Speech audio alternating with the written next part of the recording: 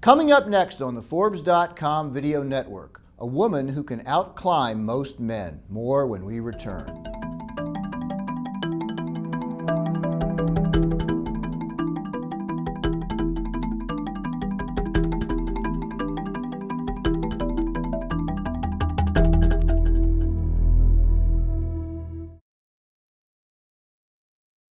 Welcome back to Adventurer. I'm your host, Jim Clash. Our special guest, Lynn Hill, is arguably the best female rock climber in the world. In 1994, she free climbed the nose of Yosemite's El Cap in one day, becoming the first ever, man or woman, to pull off the amazing and dangerous 3,000 vertical foot ascent.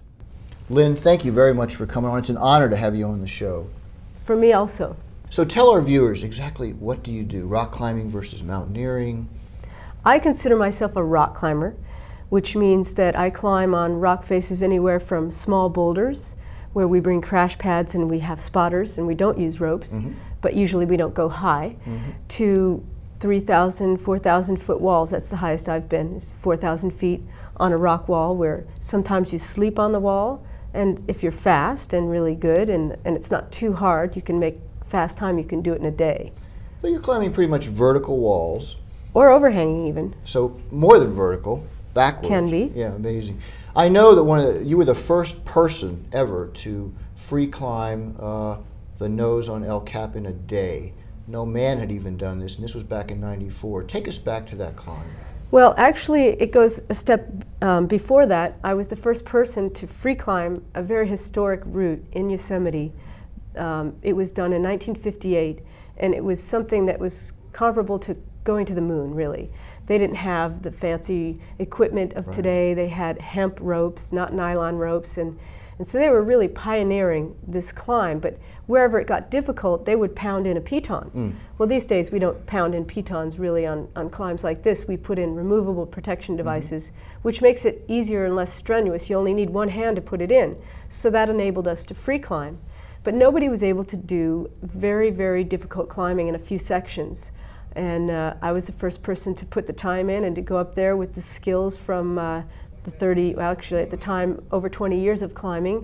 And very gymnastic kind of climbing, hanging on to small edges and smearing your feet and coordinating a series of movements that enabled me to free climb. And it doesn't mean without a rope. Right. It just means what we do as rock climbers is free climbing using your protection. As you go up, you put it in the rock and you clip your rope in, but you're not hanging on it. You're not taking anything from the protection or the rope.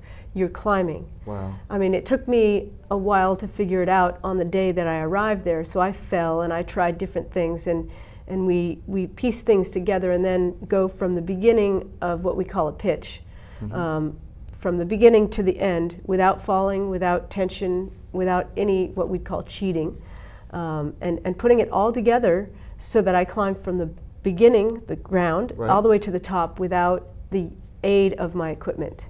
In one day?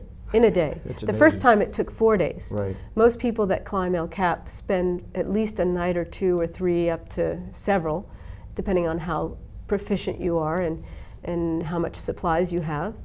A lot of people realize that they're too slow and they have to come down. But aid climbing, where you're hanging on your gear, is slower. Right. But That's where they're sleeping out also. They sleep out on these portaledges. Right.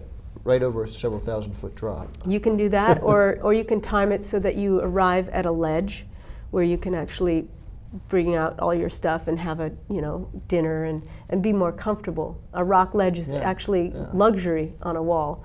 But a portaledge can be nice too, because it's a nice comfortable surface to sleep on, but you're hanging from a point that's connected into the rock. Do you get scared? Do you ever get scared doing this stuff?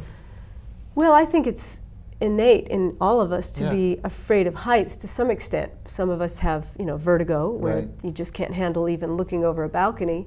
But climbers get used to it. I remember the first time I climbed, my sister said, "Okay, go up," and she showed me all the gear, but she made me lead.